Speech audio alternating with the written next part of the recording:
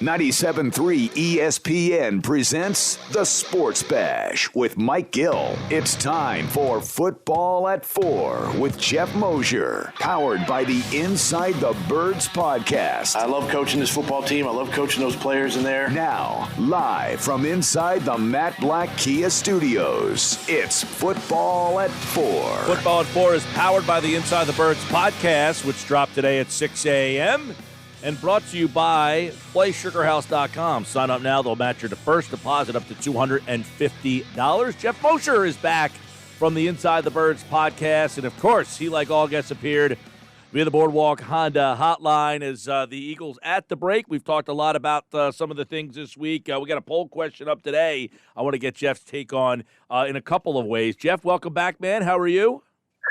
Good to be back. I'm good. How are you guys doing today? All is well. I know this bye week, but this bye week seems to have flown by here, and we've had a lot of interesting topics regarding, Wentz and whether he will finish career here. One of the things that we have up today that a lot of people are voting on and engaging with us is if you could vote one guy out of the Eagles organization, Roseman, Pederson, or Schwartz. And I guess the question is, who would you vote out? It's not who would you vote out, but which of the guys, if any, if this team doesn't make the playoffs in this horrible NFC East, would any of those guys be in some trouble? Yes. I mean, it could be any. It could be all. I doubt it would be none if they were to not make the playoffs.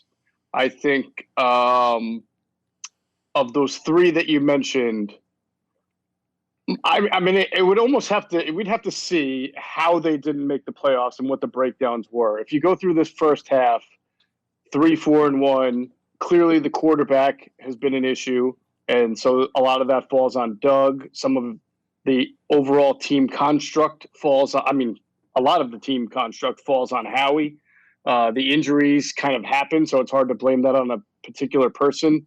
But Jim Schwartz, in fairness to the other two, his defense has not played very well this year, although you can definitely make an argument that he was not given great pieces at certain positions. They did give him Darius Slay, the cornerback that he's never had since he's been here. They also gave him some of the probably the worst group of linebackers that he's ever had and maybe that there is in the league as well. So they did give him an upper echelon defensive lineman who hasn't played great. I say this because I don't think the Dallas and the Giants game should cloud people from the reality of what the first 6 games looked like and how often they gave up at least 24 to 30 points in those games. Whether you're talking about the Bengals or the Steelers or the Ravens, whether you're blowing a lead and giving up 24 unanswered points against Washington, he has, I think, over the last 2 weeks, kind of flown under the radar, right? With everything being on Doug and Carson. But I definitely think that he's someone who would have to be concerned about his job if the Eagles didn't make the playoffs. I'm going to kind of look at some of these guys. What is your take on, number one, your take on Roseman and the job he's done post-Super Bowl? Because we've looked at a lot of different rankings, and he is consistently ranked by his, contemporaries and peers as one of the top 5 GMs in football. And I think when you say that to Eagles fans, it drives them nuts. And, we were going back and forth about this, about what Roseman's good at, what he's not good at. Is he too highly regarded? Why is he so highly regarded? How do you feel he is perceived post-Super Bowl? Well, that's a tricky question to answer because a lot of the issues with the franchise over the last few years go back to the 2017 draft that predates the Super Bowl. They won the Super Bowl that year, but that draft, in retrospect, there were a lot of misses that put him, thin in areas, the following year and the year after, and here we are. So I think you have to count 2017 altogether. Yeah, he made some tremendous one-year signings, especially that year, veteran signings. And the year before, I believe that was the year he brought in Brandon Brooks and Rodney McLeod. So that's a feather in his cap. But he certainly has made a lot of personnel decisions either in draft or in free agency or in trades since that have not really worked out the way the team wanted it to work out. And I think this past draft also, with the taking of two players on day two that just are not contributing much right now, and were seemingly looked at around the league as curious picks at those positions, which then may hurt them going forward, not just this year. It kind of evens out some of the really good things that he's done. I've always said Howie does some things very well. He does some things not so well. I don't think he's great. I don't think he's terrible. I think he's good at things. I think there are things that he's always going to be deficient at. And it all tosses into the cauldron. And, I think, he's been here a long time. So this is 10 years he's been as GM, except for that 1 year that he was cast aside. So that's a long run for anybody in the NFL at that position. So certainly if things bottom out, I think the things that I talked about that he's not good at become amplified, and maybe ownership makes a decision to bring in a new voice. We'd have to see. Yeah, that's where I was standing with him. It's like, just because I think, hey, maybe it's okay to get fresh in there, it doesn't mean Howie Roseman is horrendous and garbage and doesn't know what he's doing. But sometimes something runs its course and you can go in another direction just to freshen things up a bit. I want to get your thoughts on something Sal Powell said to us around 3 o'clock that really stood out to me. He said he thinks the next 8 weeks tell the future of Carson Wentz. What are your thoughts on that quote? Yeah, I think that's somewhat fair.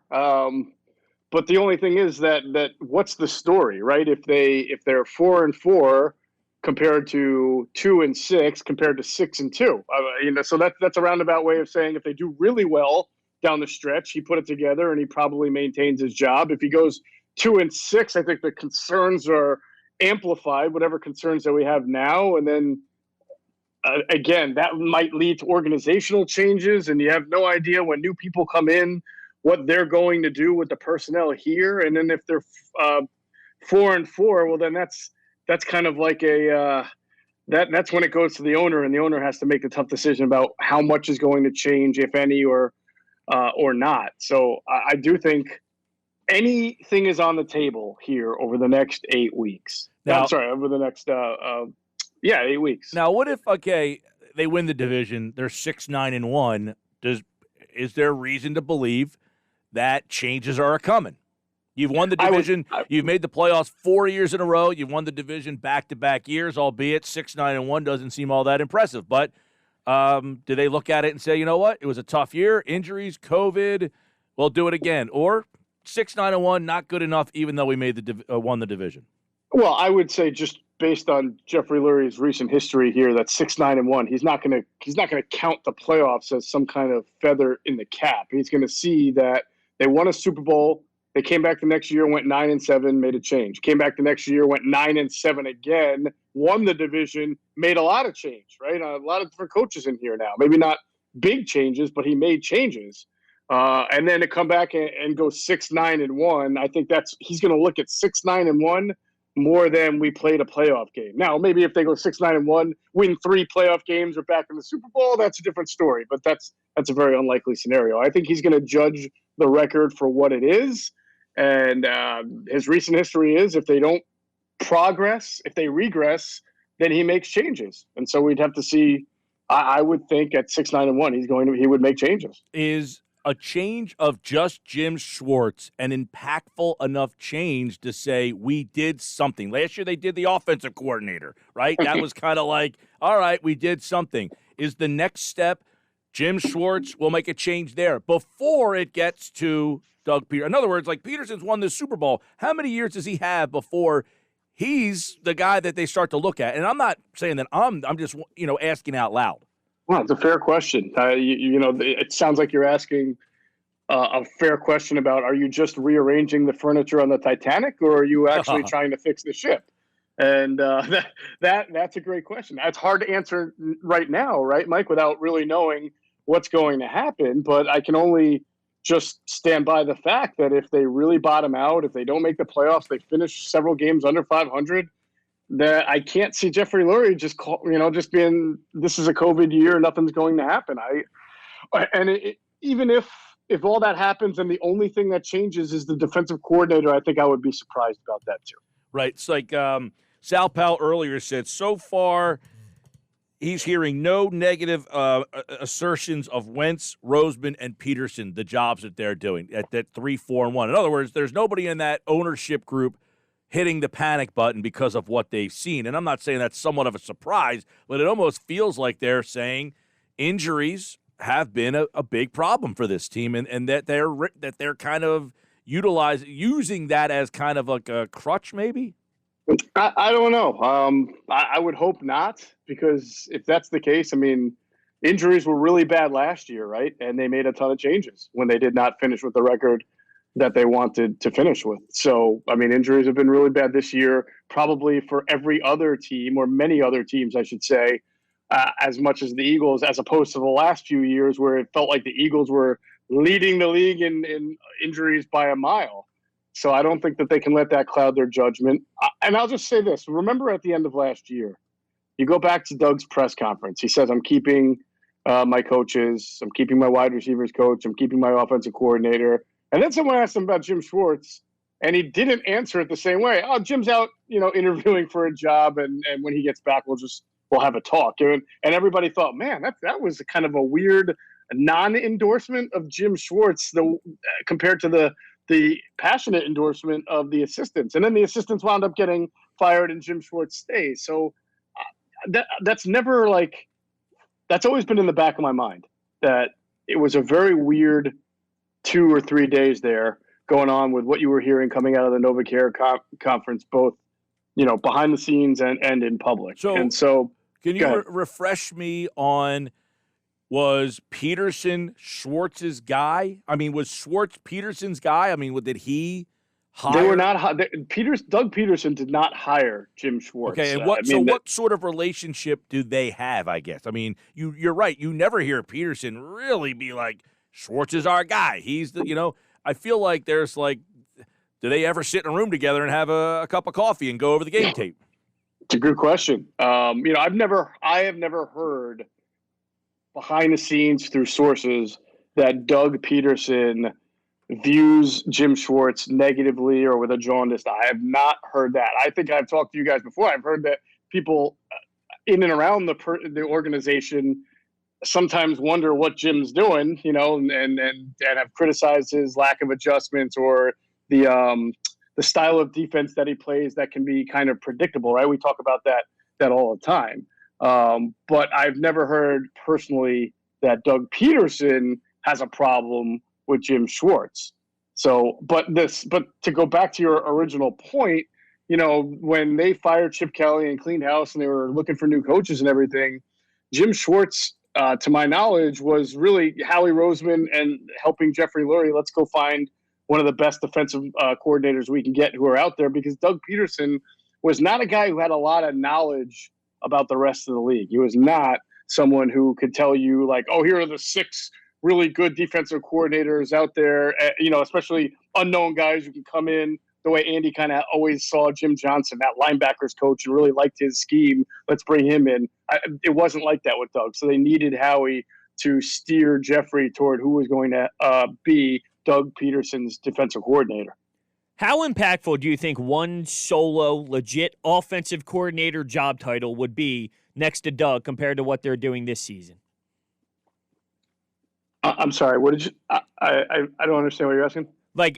Having an offensive coordinator next to Doug Pederson, one guy, an offensive coordinator like they had in 2017, compared to what they did this season with all of the cooks in the kitchen, if you will. Yeah, I mean, to me, that's just verbiage, right? If you still have 6 guys there and you just change one guy's title to offensive coordinator, does that eliminate the 5 other guys? No, it's Doug's offense. He's the play caller. These guys were brought in for ideas. Press Taylor was promoted because they feel like he's good at his job and can, should be the passing game coordinator. It works in other places. San Francisco went to the Super Bowl last year. They had a passing game coordinator and a running game coordinator, but at the end of the day, it's Kyle Shanahan's offense, right? So I don't think any change in title is going to change the dynamics that are going on in the offensive classroom. That's fair. And I also want to follow up with this. When it comes to play calling and Doug Pederson, do you think that it's possible that maybe he gets that taken away from him at any point, just based off of some of the offense that you've seen, this season that's been underwhelming to some? Yeah, I don't think that Jeffrey or Howie is going to do that. And those are the only two people who could do that. Might they recommend it? Maybe, but I doubt it. I think, and Andy Reid did this once himself, I think if there's going to be a change in play calling, it's just going to be Doug saying, you know what I'm doing isn't working. So go ahead, Press, or, go ahead, Marty or Rich Gangarel. Who knows who? I mean, I imagine Press by title, but I have no idea. But if you're asking me if I think it's going to happen, it's not going to happen. I don't see it happening. And in fairness, I think Doug looks at all the problems that he's had, but he says, you know what? We scored 28 against the Ravens or against the Steelers. We scored 29 against the Ravens. There have been some pretty good scoring games for us, along with some offensive pitfalls. And if we just didn't turn the ball over as much as we're turning the ball over, then we probably would have even more chances to score points. So, I mean, he's never going to throw Carson Wentz under the bus that way, but I don't think Doug looks at the offense and the point totals and thinks that his play calling is specifically the problem. I was wondering in that, as you were answering that, is the progression, though, you go, the next progression sometimes is you get your play calling stripped from you. Yeah, but that has to be done. The only person that's going to strip Doug Pederson of play calling is Doug or nobody. I mean, I don't think Howie or Geoff is going to do that. I really don't. I know that Adam Gase did it a couple of weeks ago, right, when they played Buffalo. And it was his decision. He gave it to his offensive coordinator, Dual Loggins, I believe is his name, because he just felt, something's got to change. Maybe it'll be better, and it wasn't. So I just don't see Jeffrey or Howie intervening. I don't think they've ever done that before with Andy, and I don't think they're going to do it with Doug. Geoff Mosher, Football at 4, powered by the Inside the Birds podcast. Don't forget the Inside the Birds podcast drops tomorrow morning at 6 a.m. with some more insight and analysis on this Eagles team, kind of looking over the Eagles at the halfway point. And, let's take a look at some of the things. I think Carson Wentz, this erratic play is at the top of the list. And we talked about, okay, are these next 8 games kind of like a referendum on his future here? But why has he been so mysteriously erratic when you look at tape and you talk to people? Are people saying, no, this stuff is fixable? Are they noticing this is why he has played so up and down? Well, I think there's a number of reasons. I mean, I think he's erratic because he turns the ball over a lot, and I think he turns the ball over a lot because he makes bad decisions. Why does he make bad decisions? That only, whatever's going on in Carson's head is only known by Carson. I look at Carson on tape, or I'll talk to someone who's smarter than me, like Greg Cosell, and they'll tell you about decision making. When you're out of the pocket and the defense is about to hit you, throw the ball away. He's actually thrown the ball away a lot this year, just not enough. Taking sacks. There are times where he's in the pocket and there are receivers open and he's not pulling the trigger. So he's not seeing the picture clearly. Is that the coach's fault? I don't know. I'm sure they bring it up to him. Is it Carson's fault? You know what? It's one of those strange things. Some quarterbacks are they see the play develop as it's happening, and some don't. And there are times where it feels like Carson does, and times where it feels like he does not. And I think even more recently, when he's in the pocket, he seems to be very jumpy. And part of that jumpiness makes him really good about ducking under traffic and getting away when the pass rush comes up on him. But it's also leads to him not really being able to have his feet set and making that throw. And when he does make a throw, you'll see his front foot lock a lot of times, which makes throws go high. That really stands out to me, including the Dallas game. Everything he threw to receivers in Dallas was high, and you've seen that a lot all year long. Travis Fulgham, thank God, he has these tremendous high-pointing abilities, because it seems like 2 or 3 times a game he's got to use them to his advantage. I don't know if you guys remember that. I think it was a third down pass that Greg Ward dropped over the middle against Dallas that was in his hands, but in his hands after he jumped up to get it. Carson sails a lot of passes high. It's been that way all year long. It's probably was there last year as well. And in fact, I remember when he was a rookie, he did it too. This has not been something that the coaches have been able to correct with him. That's funny. That's the throw that you and I were battling back and forth on. And Ward needs to catch that ball, but the problem is, like, yes, he needs to catch it, but just throw it to his numbers so he doesn't. So it's not even a question. Yeah, I mean, both things can be true. Jalen Reagor could have had that ball caught, but because he also was turned around. Maybe if it's placed a little differently, then it's a touchdown. But receivers have to help out quarterbacks. Quarterbacks have to help out receivers. Greg Ward's a little guy. You put that ball up in the air and make him jump. He could get it, but you may also get him, his clock cleaned. So yeah, you get it. The quarterback can help him out by putting him at the numbers instead of at the head. Jeff, not a lot of times they do self-scouting at the break. They're at the halfway. It's a perfect time for their bye. If they're looking over personnel and looking at changes, do you see any personnel changes coming for the second half of this season to say, all right, we looked at this for the first half, we watched film, let's try this as we come out of this bye? Any major shifts, changes, personnel decisions that are going to come when they play the Giants next Sunday?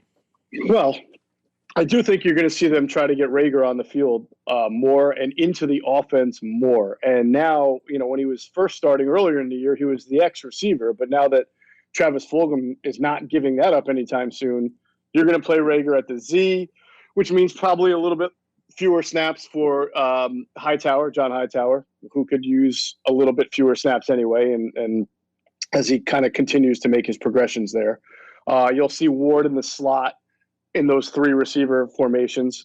You'll probably see Reagor moved around a little bit more to get him functioning in space. You saw that two of his catches against even the touchdown against Dallas came from him kind of either motioning out of the backfield or across the line of scrimmage. I think they're going to try to incorporate that a little more. I'm really curious to see when they get Isaac Seumalo back, because I know earlier in the year, I felt that they were able to do a little bit more with their running game as far as some of those Shanahan-style concepts of misdirection where you may have a guard and another guard pull one way, but the run design is the other way, or a guard and a tackle pull to the left, but the run is to the right.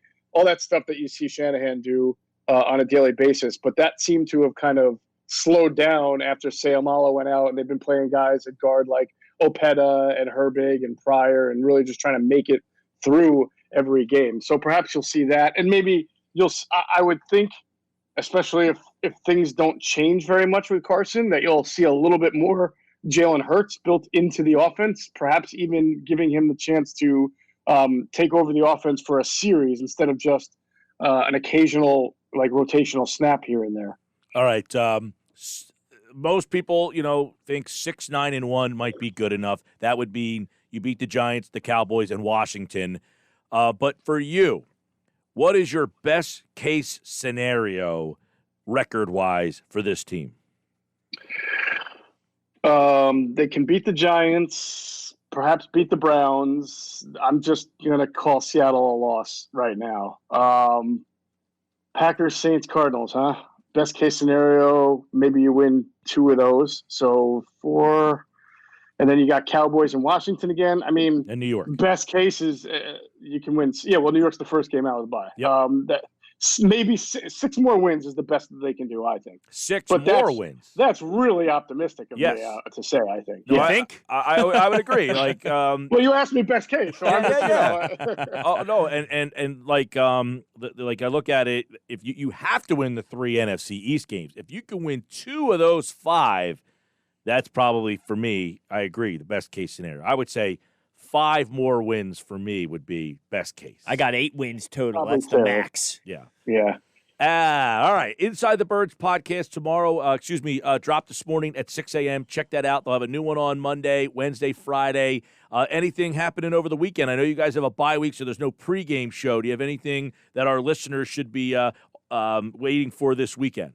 No, we'll have a Inside the Birds TV interview with Todd Harriman's dropping maybe later tonight or tomorrow. So make sure you check that out on the Inside the Birds YouTube channel. And it was a really good one.